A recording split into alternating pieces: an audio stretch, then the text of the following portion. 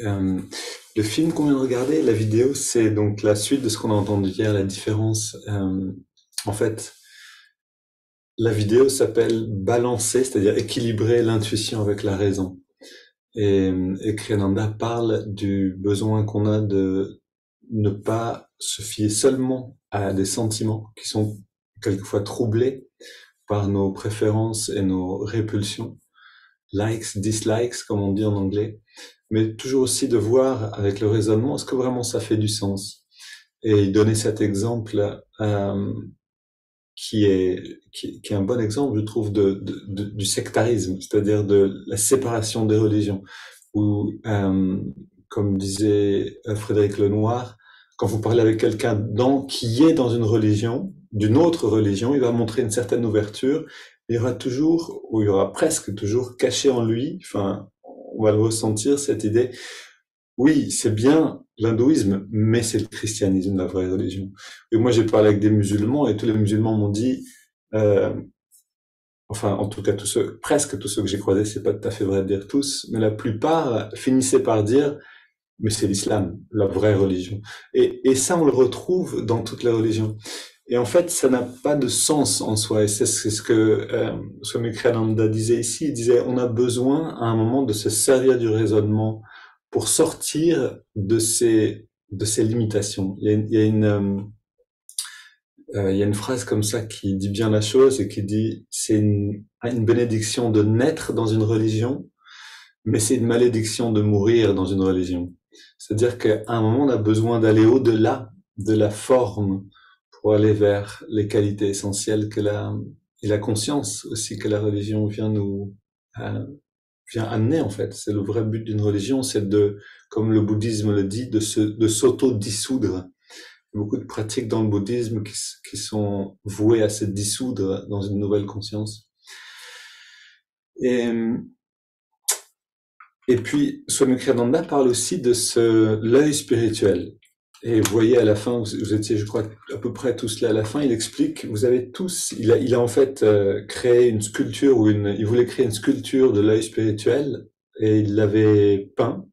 Il est allé dans un petit village en Italie, près de Assise, près de leur communauté, et ils l'ont montré à quelqu'un qui travaille le verre pour que lui aussi le fasse.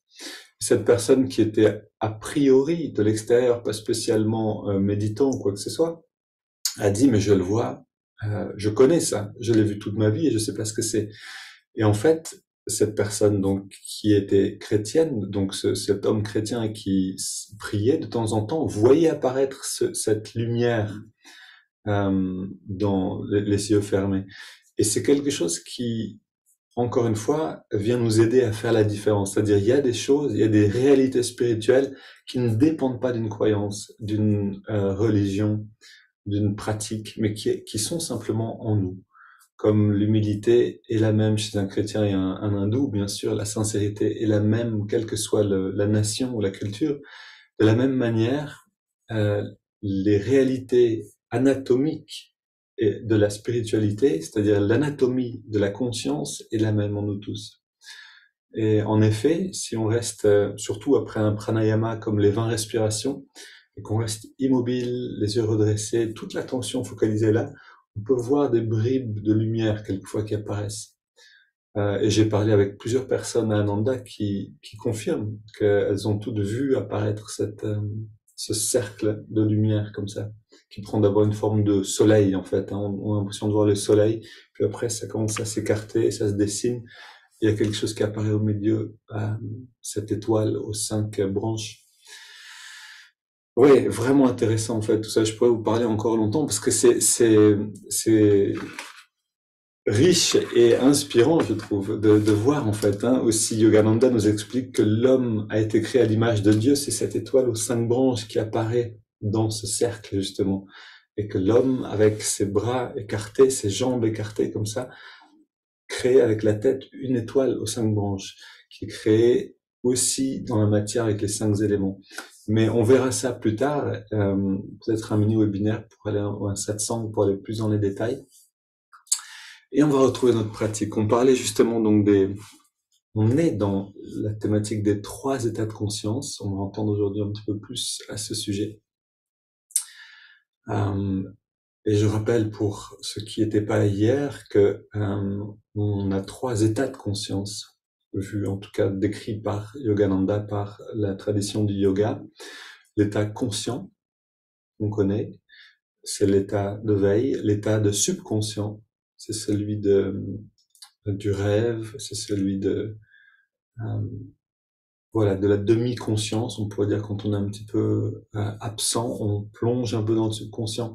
Et puis il y a l'état de la superconscience qui est porteur de cette béatitude, qui est l'endroit de ce bien-être qu'on va chercher dans la méditation.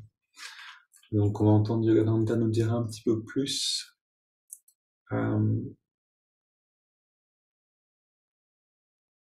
ouais, un peu plus là-dessus. Presque la même chose que je viens de dire, mais différemment. Ok, on redresse le dos, on dresse le regard.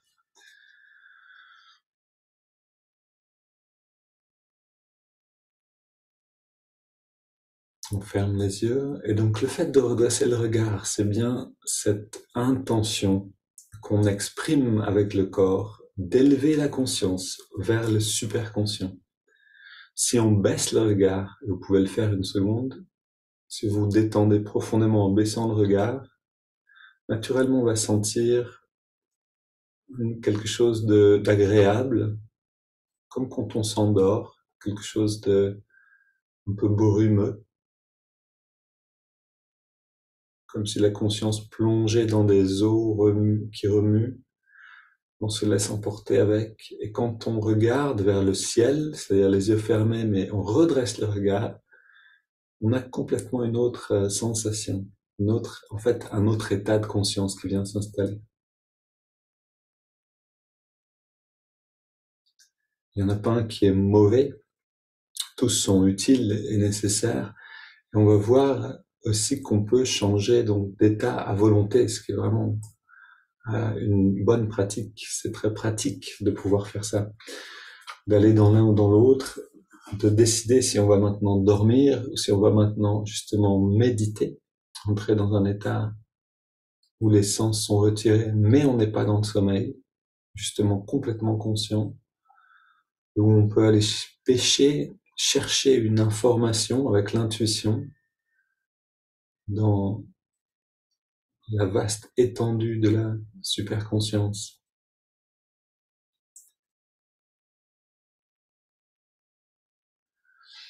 Ok, puis on respire profondément en ressentant, si on peut, les battements du cœur à l'intérieur.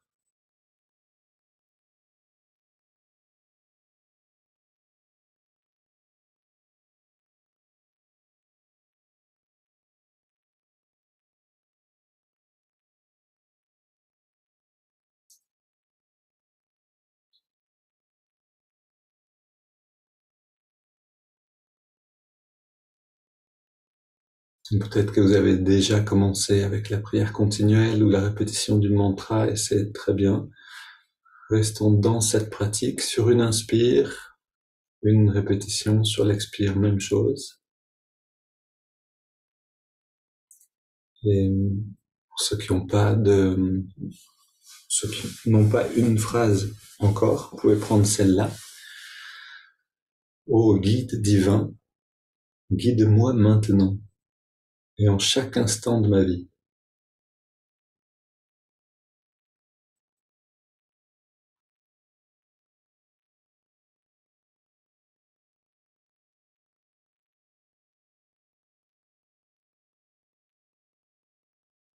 D'ailleurs, une fois qu'on a décidé d'une phrase, d'un mantra ou d'une affirmation, c'est une très bonne chose de la garder. Voilà, c'est vraiment cette image creusée jusqu'à trouver de l'eau. En gardant la même prière ou le même mantra, on finit par arriver à ce sentiment justement de la superconscience.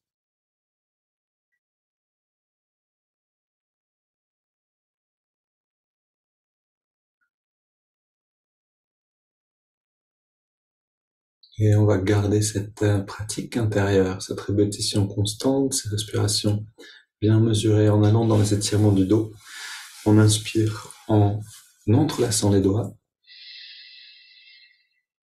Expire, on pousse les mains vers l'avant et on arrondit le dos. Inspire, on étire vers le ciel. Expire, on se penche vers la gauche. Inspire au centre. Expire vers la droite. Inspire, on étire vers le ciel. Expire, on se tourne vers la gauche, on pose les mains et on soutient la rotation. On prend quelques grandes respirations en regardant vers l'arrière.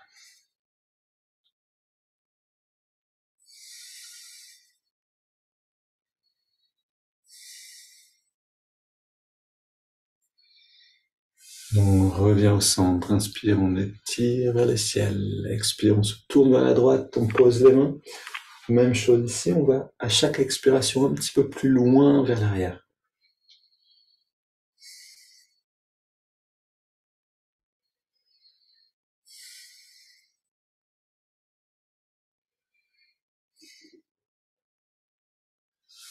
Et on revient au centre. On pose les mains derrière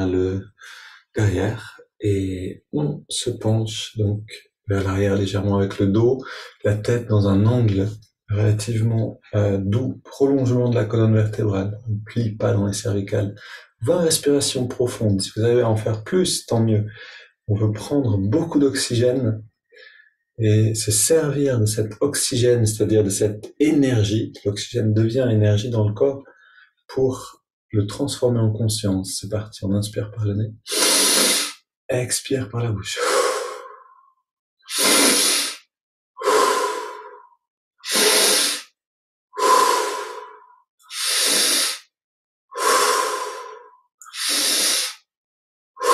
On garde la pratique intérieure pendant ces respirations et du coup, la respiration va d'elle-même. On est attentif. On est dans la pratique intérieure pendant ce temps.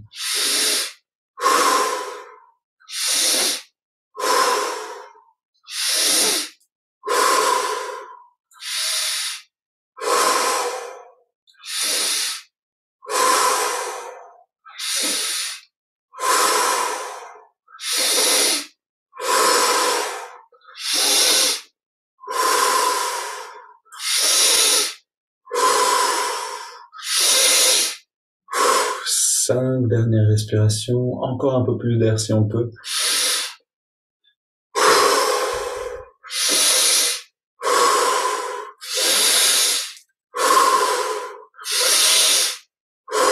Dernière.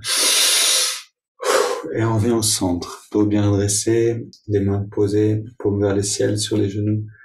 Grande sur les cuisses, je veux dire grande inspiration, les yeux fermés. On garde l'air dedans. On se détend déjà complètement. Et on laisse l'air sortir. Puis c'est la pause totale. On arrête de respirer et on reste dans cette détente. On ressent. Gardez votre regard redressé.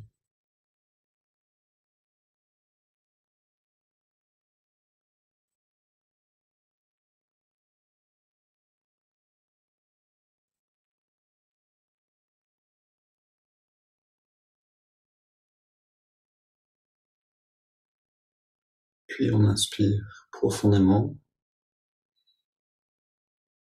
On garde l'air dedans. On rentre le ventre. On concentre l'attention dans le lobe frontal. On veut réveiller le centre de cette conscience qu'on appelle superconscience. Puis on relâche le ventre et on expire.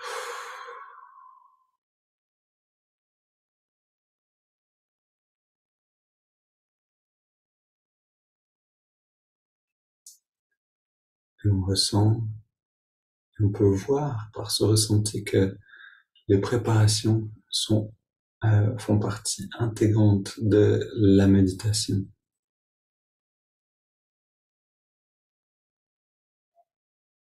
On est déjà dans un état de méditation où on prend le raccourci du pranayama des asanas, c'est-à-dire les étirements du dos, les étirements du corps, pour entrer directement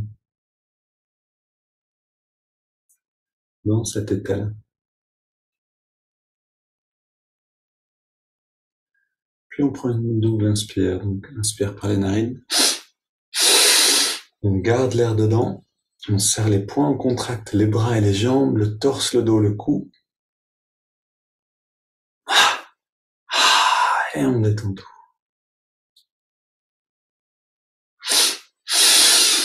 Contraction progressive jusqu'au maximum.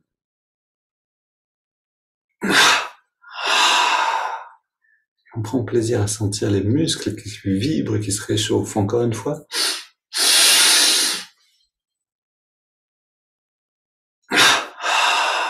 Puis à sentir les muscles qui se détendent et qui s'effacent de notre perception parce que l'énergie s'en retire.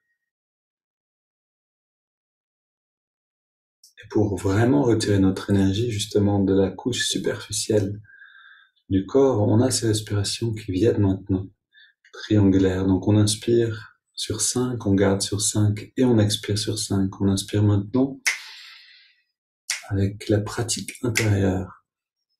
Japa ou prière continuelle, on garde l'air dedans. Même chose. Expire.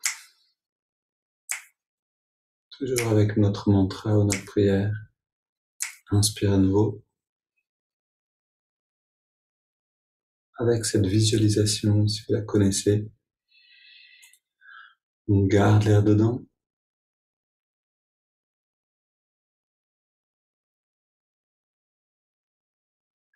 Expire.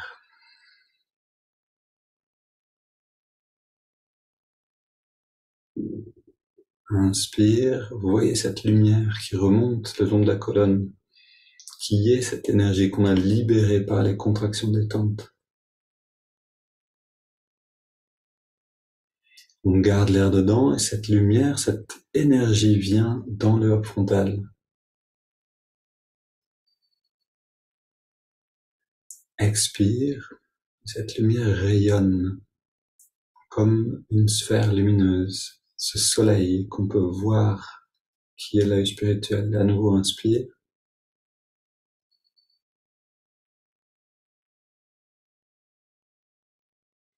On garde.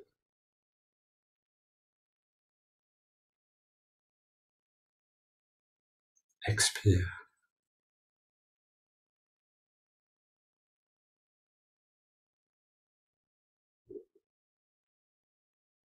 Une grande inspire. Et on laisse aller le souffle naturellement. On ne contrôle plus rien. On savoure simplement.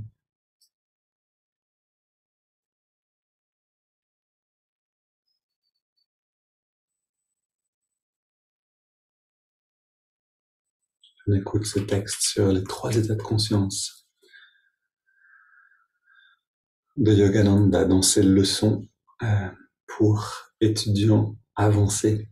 Donc, déterminer et changer l'état de conscience prédominant. Pendant les heures d'éveil, l'état conscient est prédominant. Les états subconscients et superconscients restent en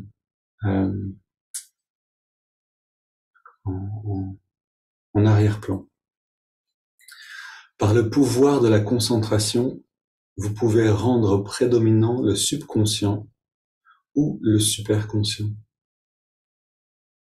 L'état conscient d'agitation peut être changé en état rêveur qui appartient au subconscient ou en l'état suprêmement paisible et plein de félicité de la superconscience. Chez les poètes, le subconscient prédomine habituellement. Chez les hommes d'affaires, c'est l'état conscient.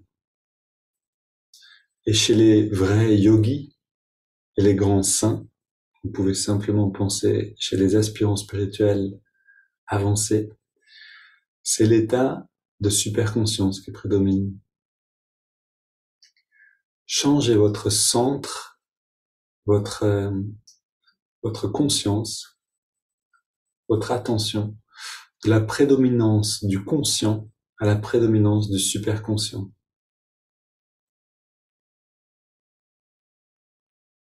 Et je relis cette phrase qui est une motivation pour nous.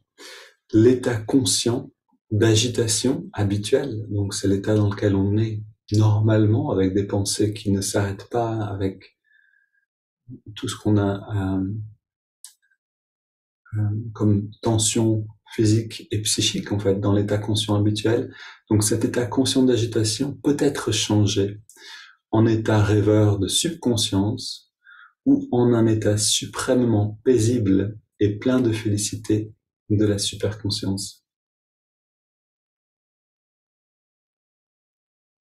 Et Yogananda disait à un autre moment, apprenez à vous endormir à volonté. Non pas d'ailleurs avec la force de volonté, mais avec l'imagination. Apprenez à changer d'état de conscience à volonté. Quand vous sentez un stress, si vous arrivez à vous endormir, vous aurez résolu le stress. C'est-à-dire, vous ne pouvez pas vous endormir avec un stress. Donc juste une petite sieste de 5 minutes, c'était ce qui est conseillé quand on est vraiment stressé. C'est une manière de se retirer du monde complètement. Mais nous, on va choisir maintenant la méditation pour ça. Donc, on amène l'attention dans les narines.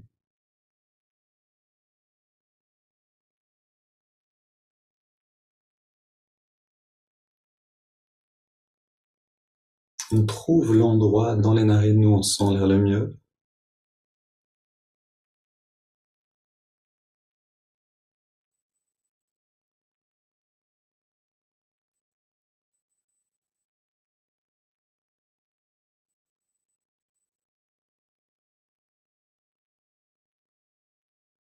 Et à cet endroit-là, on sent la fraîcheur de l'inspire, qui est aussi l'énergie qui nous nourrit, l'énergie vitale qui rentre, et la tiédeur de l'expire, qui amène détente et abandon, confiance.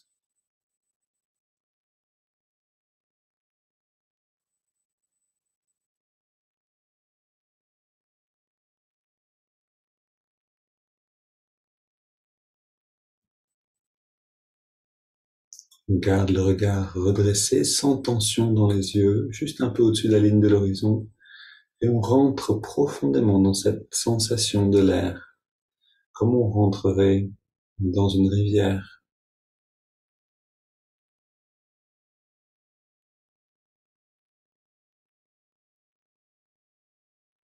ou comme on prendrait un bain de soleil, c'est comme vous préférez.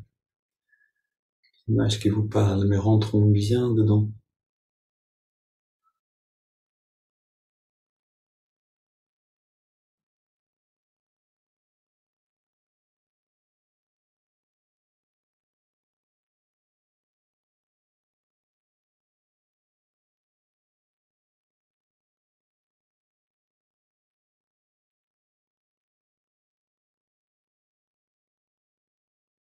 Puis on ajoute maintenant le mouvement de l'index de la main droite, en gardant l'observation du souffle et le regard redressé. Donc inspire l'index, la paume orientée vers les ciels, l'index revient d'1 centimètre vers la main, et puis on relâche à l'expire l'index et on relâche tous les muscles du corps en même temps.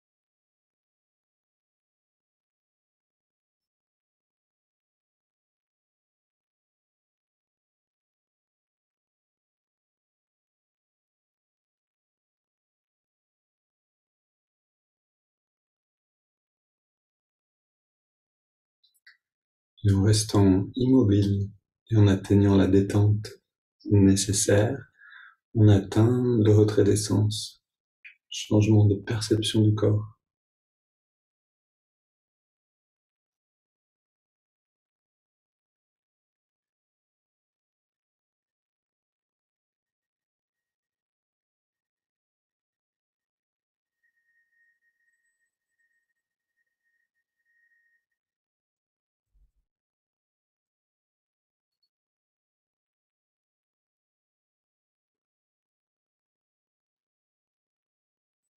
Puis on intègre aussi le mantra Hong, H-O-N-G, qui accompagne l'inspiration naturelle, mentalement seulement, et Sa, S-A-U, accompagne l'expiration naturelle,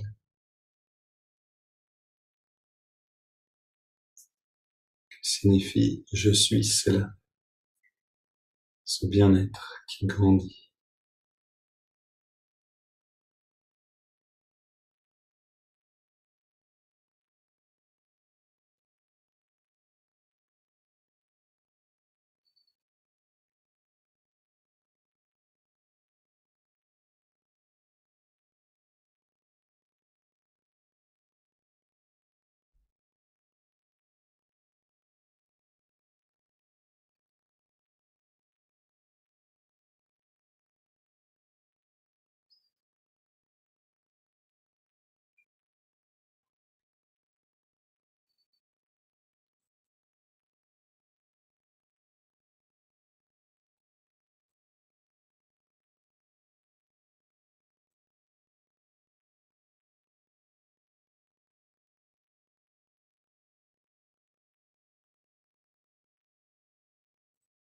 Quand on sent le changement de perception du corps, on peut abandonner le mouvement du doigt, continuer avec l'observation du souffle et le mantra.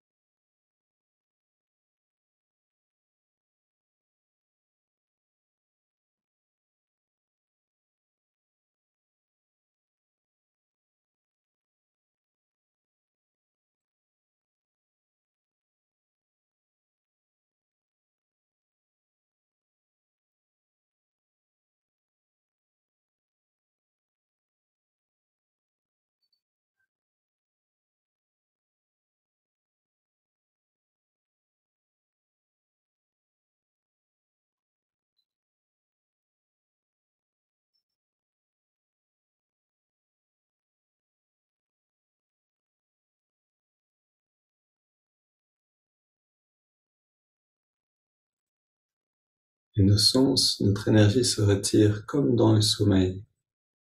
C'est pourquoi la sensation, la perception du corps change, disparaît progressivement pour laisser place à une impression, une forme, une énergie. Mais la conscience reste totale. Si vous sentez que vous vous endormez avec votre conscience, que vous tombez dans l'inconscient, redressez le regard.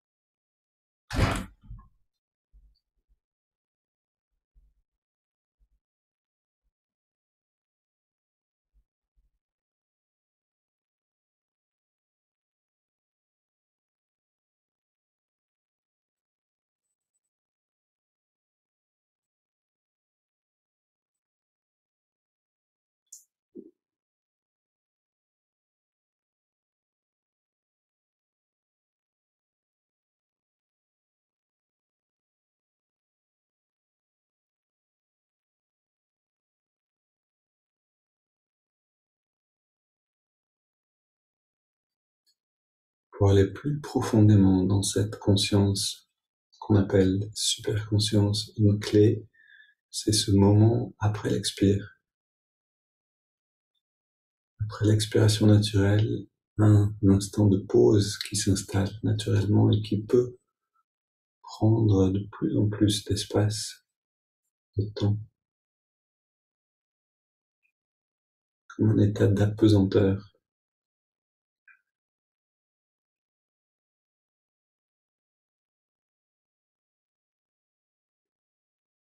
Dans ce moment-là de pause naturelle, la conscience s'épanouit naturellement. C'est comme un moment d'expansion.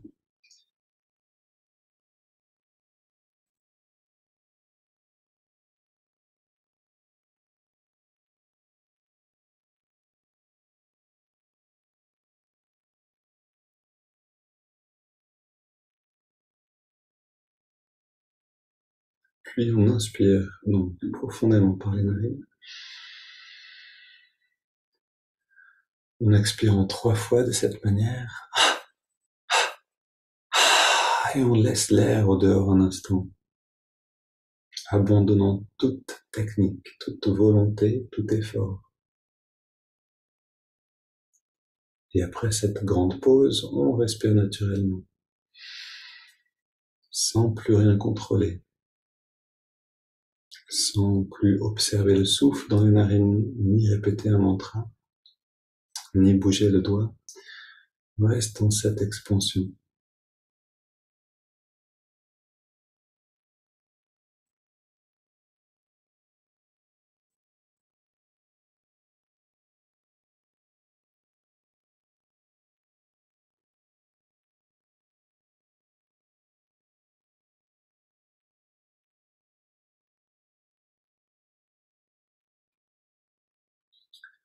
Et nous voilà au seuil de ce qu'on appelle la superconscience. Si on peut résider dans cet état de bien-être pendant la journée, toutes nos actions sont colorées par cette conscience.